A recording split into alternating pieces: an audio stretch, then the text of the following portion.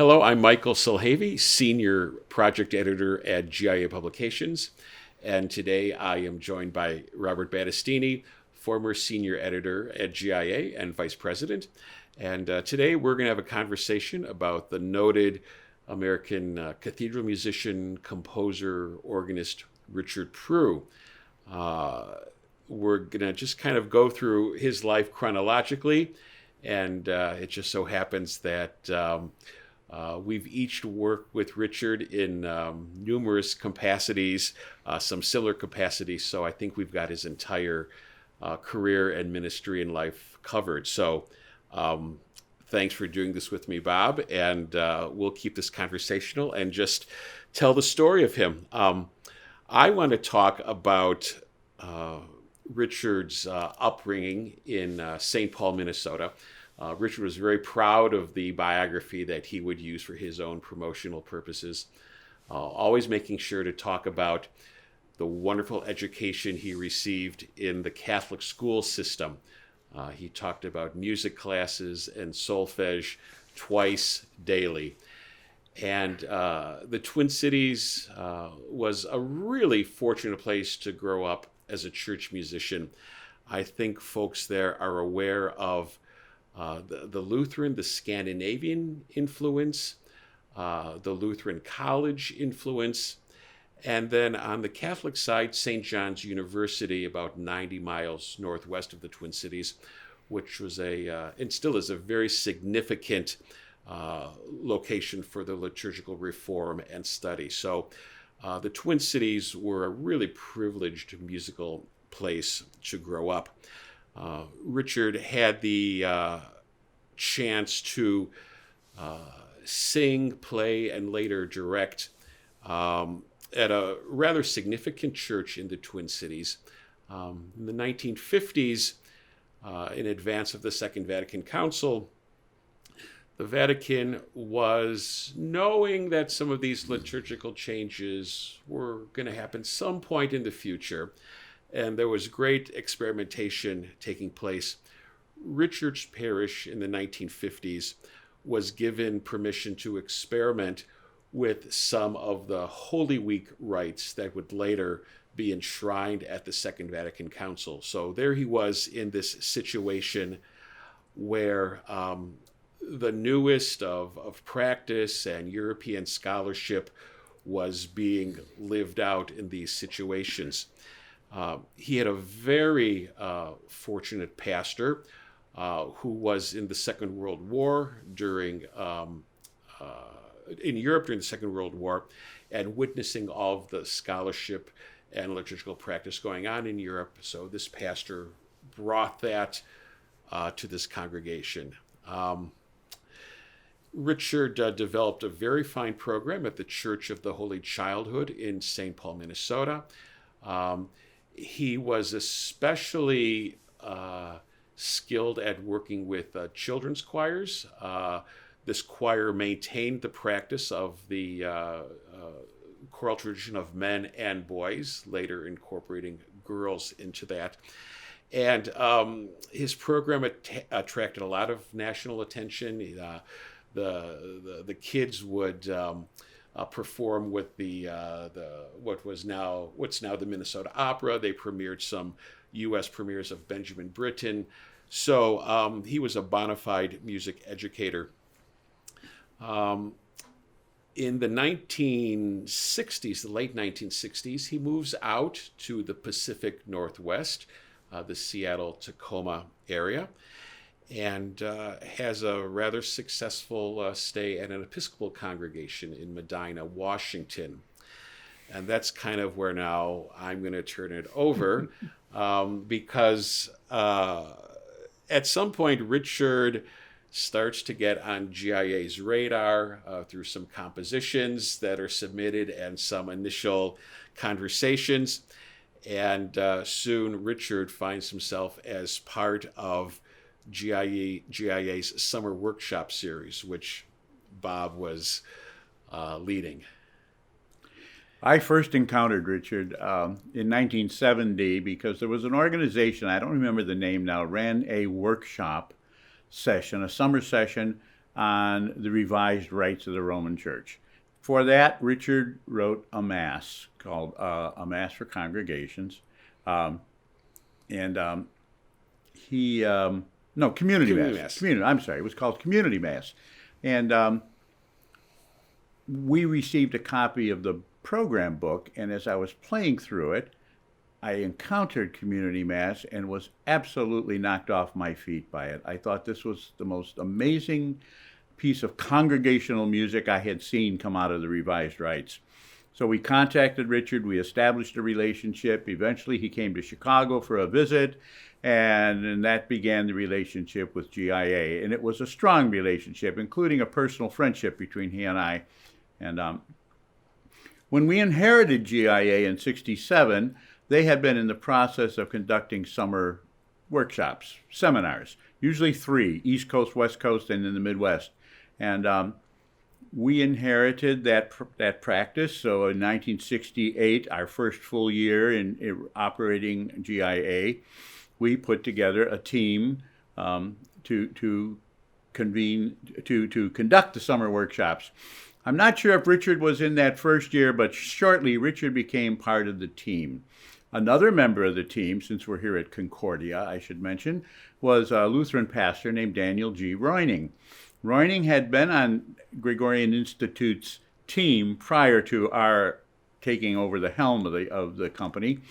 And we really liked the work he did, and we kept him on the team. And the third member that we added to the team was a Chicago priest named Father Robert Oldershaw. Within a year or two, Proulx, Roining, Oldershaw, and myself became the faculty for the GIA summer seminars. And of course, in being that, in such, we basically lived together for 3 weeks on the road. The concept came up. We had done a hymnal in 1971 called Worship One, and it was a humble little edition. It didn't do really well, but it paved the way for what followed, which was Worship 2. People used to joke about, it's followed the pattern of Superman 1 and Superman 2. And we decided that Proulx, Roining, Oldershaw, and myself would be the committee to assemble this book. And we worked on it for about 3 or 4 years. The book came out in 1975, and it sold over 1 million copies. We saw this, first of all, Proulx had his many years of experience in the Episcopal Church. Roining brought the Lutheran experience to it. And, unofficially, we called this the first ever Protestant hymnal for Catholics. And our really mission was to extend familiarity with the wealth of mostly tunes that came out of the Protestant tradition. And like I said, it was indeed very successful. We went on then, and in subsequent years, when the hymnal was published, I remember we did 3 successive years going down the West Coast, starting in Seattle, then San Francisco, and ending up in LA on successive summer sessions. And that really kind of launched GIA seriously into the hymnal business, and Proulx was indeed very much a part of that. Following Worship 2, of course, is Worship 3, and Proulx is still involved. Yes. What happened, Worship 2, I think Worship 2 was probably the last hymnal published in the United States, the last major denominational hymnal published in the United States that did not take inclusive language into account. LBW followed Worship 2 by 3 years, and LBW was the first hymnal that began to be aware of this concern about inclusive language. So in a short 11 years, Worship 3 was issued, and we had begun working on that after maybe 6 or 7 years, knowing that the language issue was a major concern. Worship 2, we introduced hymn tunes that most Roman Catholics probably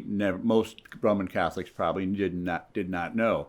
When we got to Worship 3, the focus was on language and on texts. And Worship 3, of course, lived a very long life, and it was a very successful book. It probably lasted, what, about almost 25 years, didn't it?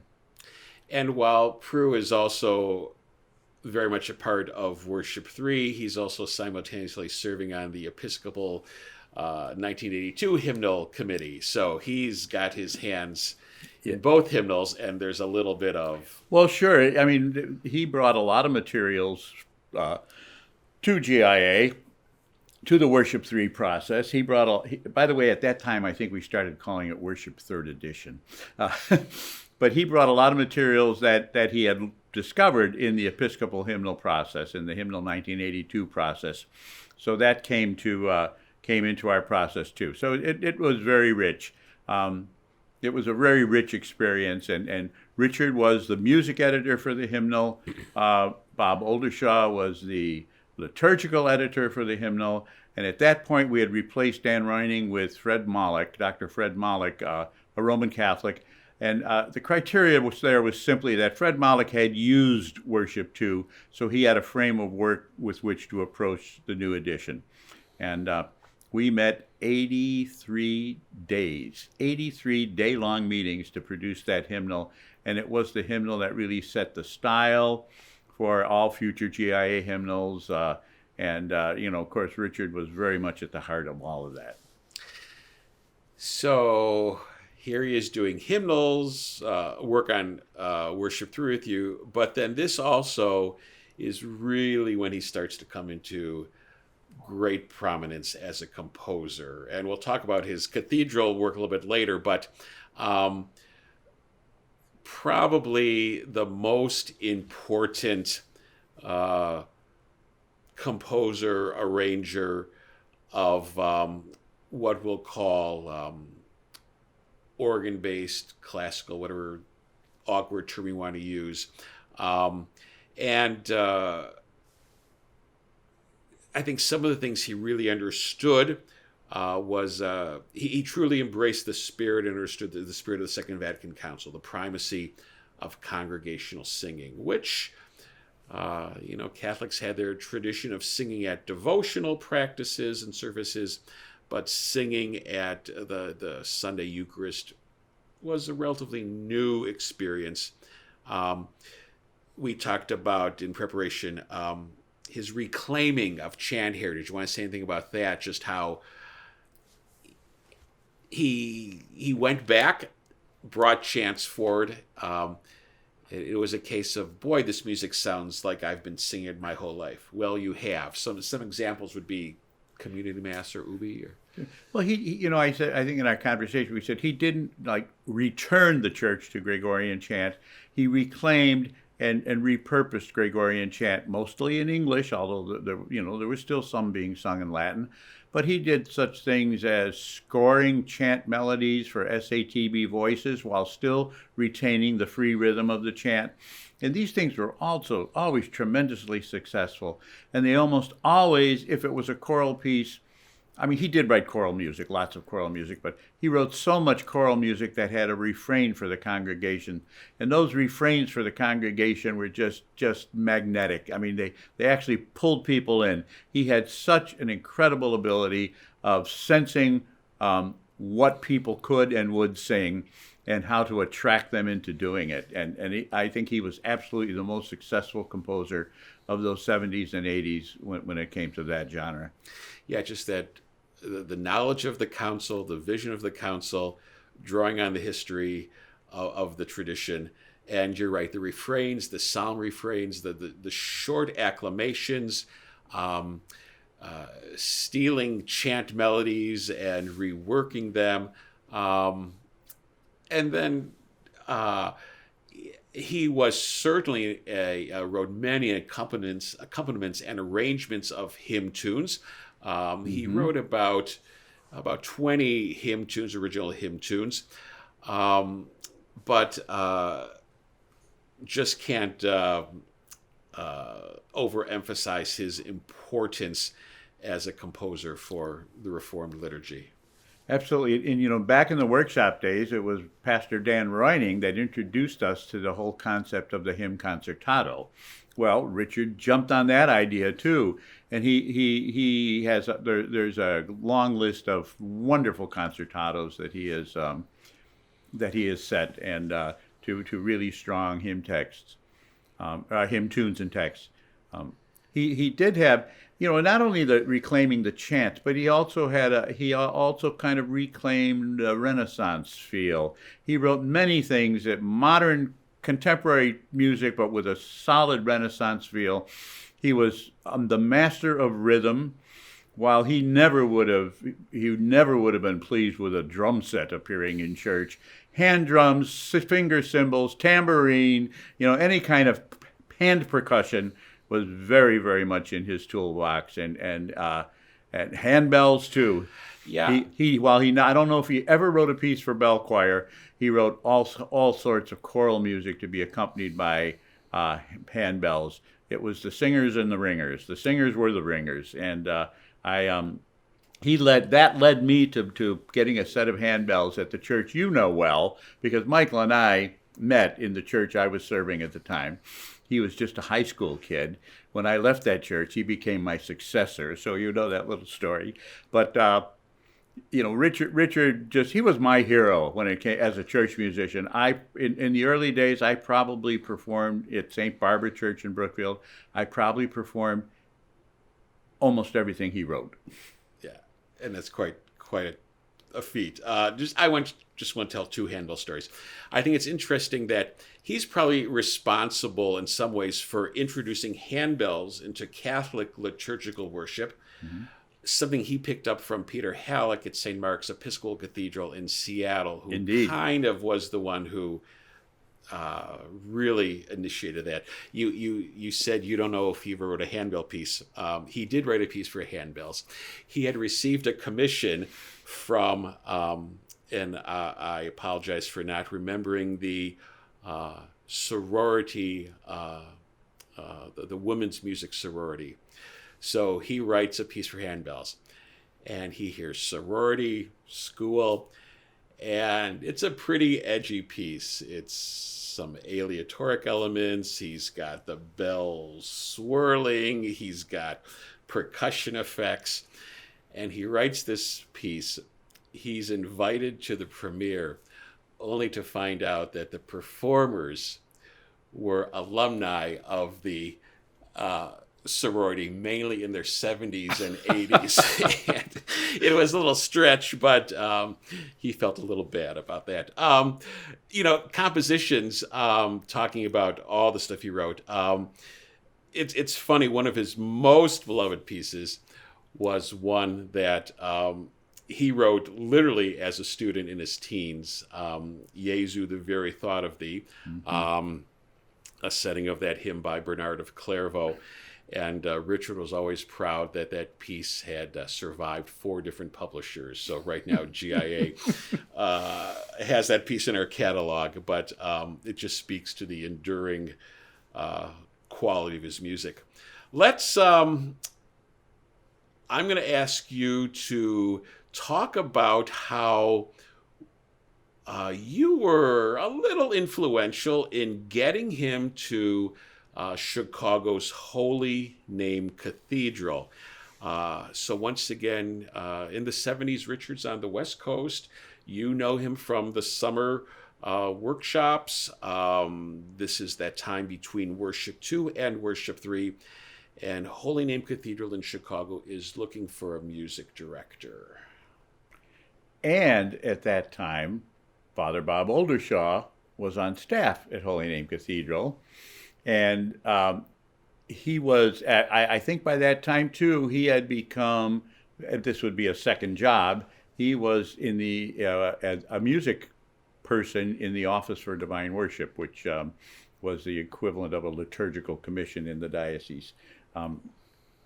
So Bob and I, we've said, we started conspiring and said, wouldn't it be great if we could get Richard to Chicago to take the cathedral? Wouldn't it?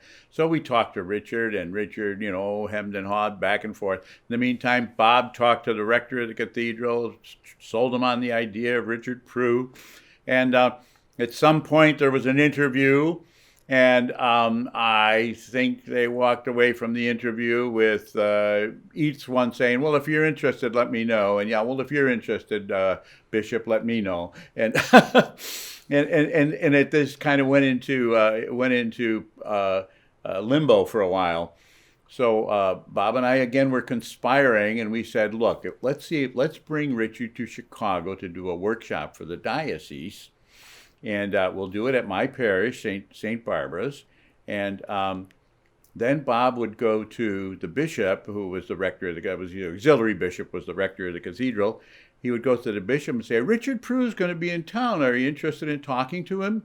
And he said, well, if he wants to talk to me, give me a call. So there was still this nobody taking the lead on it. So we brought him to Chicago for the workshop. And an aside, there was this high school sophomore who came to the workshop.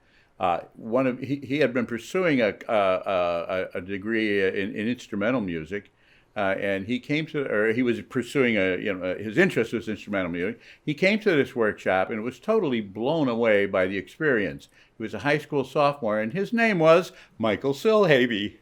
So yeah, it's we're all one big family here. Yes. So ultimately, the meeting was set up. And yes, he got the position.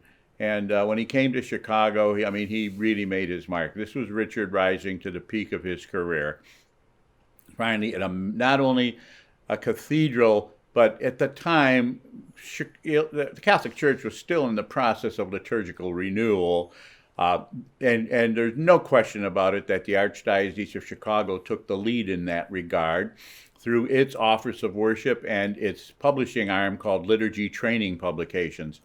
So Chicago was the heart of it. So for Richard to come in and become because this was definitely the peak of his career. He had reached the summit.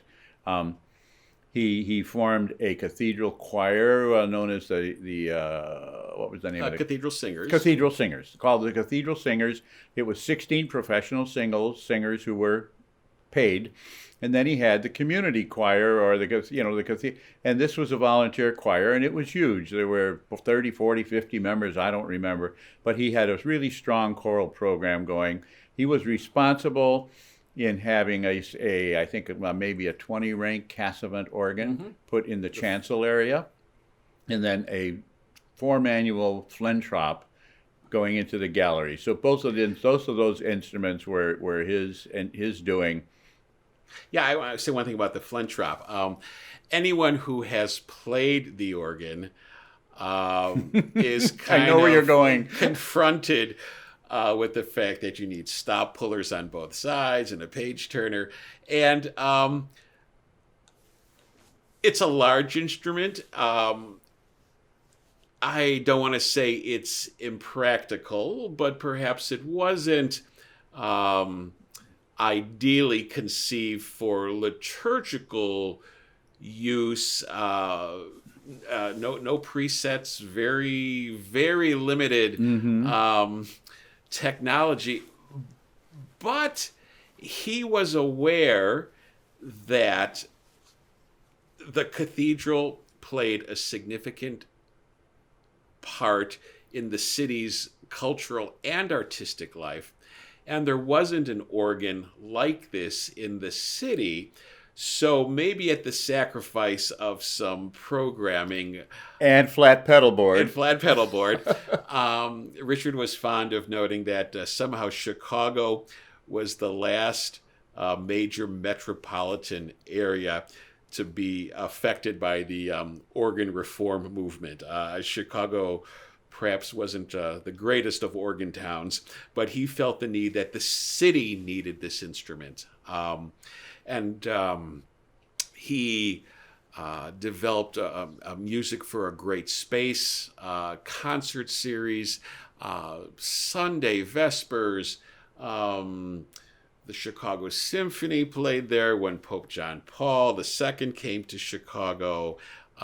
He understood the cathedral both as a spiritual and artistic hub of the city, and really has to be credited with creating the model cathedral music program that so many cathedrals developed. And remind us, how long was he there? He was there from 1980 to 1994. Okay. Later on, we'll talk about some work I did with some of his papers. I have his initial letter to Archbishop Line once they saw this was a done deal. And Richard lays out his salary, and he needs an assistant organist, and he needs a secretary, and he needs 16 paid singers, and he needs professional instruments for Easter and Christmas. And he spells out all of the needs, and he ends the letter with saying, and this is 1980, he says, I realize that the sum that I am asking for all of this seems, unbelievable. This princely sum, it ended up being something like $150,000, which, in 1980, I suppose, but to look back in that now, it was a pretty successful tenure there. He always suffered from an awful acoustic in the room. And, it wasn't a good room for congregational song. The choir projected nicely, the organ projected, but somehow or other the building just did not support congregational song like one wish it would. So he's there till 1994. He simply retires and wants to perhaps have more time for composing. And by this time also, he's established a further relationship with GIA. His singers become GIA's recording choir for promotional recordings. And so in 1995, he is given the chance to be composer in residence at the Cathedral of the Madeleine in Salt Lake City. And things being what they are, this is an odd time in his career where he finds himself without the proper medical coverage. He gets off the plane in Salt Lake City, looks awful by the people who are picking him up. They rush him to the hospital, find out he's had some severe cardiac problems. And his time in Salt Lake City, the first several months are spent in an intensive care ward of a hospital there. And I think you visited him there. I visited him there, and he had a trach, so he couldn't speak, so he had this alphabet board. But his sense of humor, I was going to mention that Richard had a unique sense of humor. Our notes back, his initials are RP and my initials are RB. So he started signing his notes to me ARPY, RP. So then I would go RB as in the sandwich company. So RP and RB. He loved to mimic Laurel and Hardy. He said, well, a fine situation you've got. He quoted that continually. He did have in the early days after Vatican II, we had a lot of religious women, sisters, composing music. And I'm not saying that they weren't musically competent, but maybe they didn't have the sum of them. There were some really good ones, but there were many who wrote music that was correct and really totally uninspiring. I remember one sister it was before my time, but I saw the paperwork on it. She said, I've written a new mass for congregational singing, and it's very easy. It only uses 5 notes. So you talk about uninspiring melodically. So Richard coined part of the publisher's work is reviewing manuscripts on a daily basis, year round. And his comment would be, sorry, sister, those notes have already been used. And I remember one time he was looking at a piece of music, or we were listening to a piece of music, and the piece finished, and he said, clearly the muse was not on his shoulder that day. But and singers just, his one-liners, his comments, in rehearsal, he was both jolly and humorous, but there were also times when he could be brutal. Yeah. So one more funny line from him.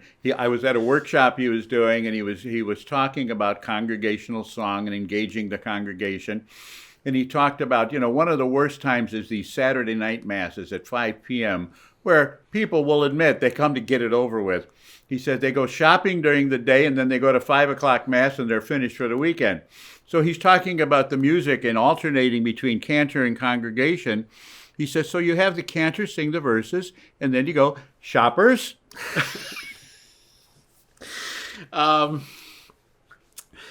He's in Salt Lake for a year, comes back to Chicago. Then he takes a little stint as musician at Columbus Hospital. So imagine you're in the hospital attending Mass there on the weekends, and Richard Proulx is your organist.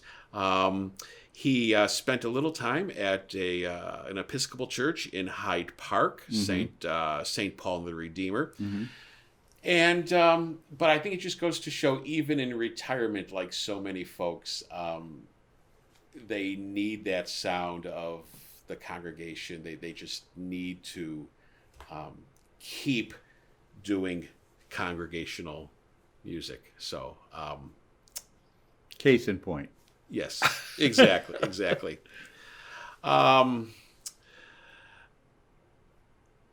As we wrap it up, I think I'd like to just kind of make a nice connection between the Center for Church Music here and also Richard's collection, which is up at St. John's University in Collegeville, Minnesota. That's where I did my grad work. We needed to do, of course, a final project paper. And so I started by simply doing the hymn tunes of Richard Proulx, which turned into a nice little hymnary that GIA published. And Richard and I felt comfortable doing this. So at the time, he was a Minnesota kid living in Chicago. I was a Chicago kid living and working in Minnesota. And his family, his mother, was still alive. And we began a series of car trips back and forth where we gradually did most of our work in the car, where he would look at a piece of music that he had written. He would talk into a tape recorder and tell the story. So by the time we were done with this, we not only did the hymn tunes, but then we did the masses, we did the anthems. So virtually, in fact, with virtually all of his manuscripts and printed music is in the collection at St. John's University. I say virtually because, like so many composers, Richard would write to task. A friend would say, hey, can you give me 2 new cello parts for the community mass? And he would write them off. And more than once, Richard would sit in the front seat with a piece in front of him. And everyone always imitates Richard's deep bass voice, and he would hold the tape recorder and he would look at the piece and say, mm-hmm, mm, mm, mm, mm, mm, mm. Yes, I have no recollection of ever writing this piece. So that happened quite a few times. But like the center here, that collection is up at Collegeville and for people to go through and research. And I would hope that perhaps there can be a little partnership with the GIA to see if we can't get copies of Richard's music here. But we'll talk about that later. But so after surveying his life and ministry, what do you think Proulx is going to be most remembered for, or what do you think is some of his most enduring legacy? Well, much of his music is going to endure. There's no question about it. I think of that first piece that introduced me to him, the Community Mass, A Community Mass, it's titled. That and this is a tribute to his ecumenism too. That mass was published in Catholic hymnals. It was written for the New Catholic Rite, but it also appears in Evangelical Lutheran Worship, and it appears in the Episcopal Hymnal 1982. I may be mistaken, but I think maybe the Eucharistic acclamations, the Holy Holy, is in the Presbyterian Glory. So I mean, he really had a great sense of crossing the boundaries. And I don't. You may not want to keep this in, but here's a little story for you. When Lutheran Book of Worship came out in 1975, there was 78. There was not a single GIA copyright in that book. ELW came out in 2011, I think. Has 84 GIA copyrights, and so it's a sense of how the exchange, the crossing denominational boundaries in terms of music. I have always said that hymnody is the voice of Christian unity, or the voice of ecumenism. And Richard's music is similarly. It has really spread into the mainstream Christian churches across the board, and I think that's probably a part of his great legacy. Right. Yeah, certainly identified with Roman Catholic worship, but the fact that his organ works, his choral works, his refrains, his service music settings really have been embraced by English-speaking Christians the world over. So I know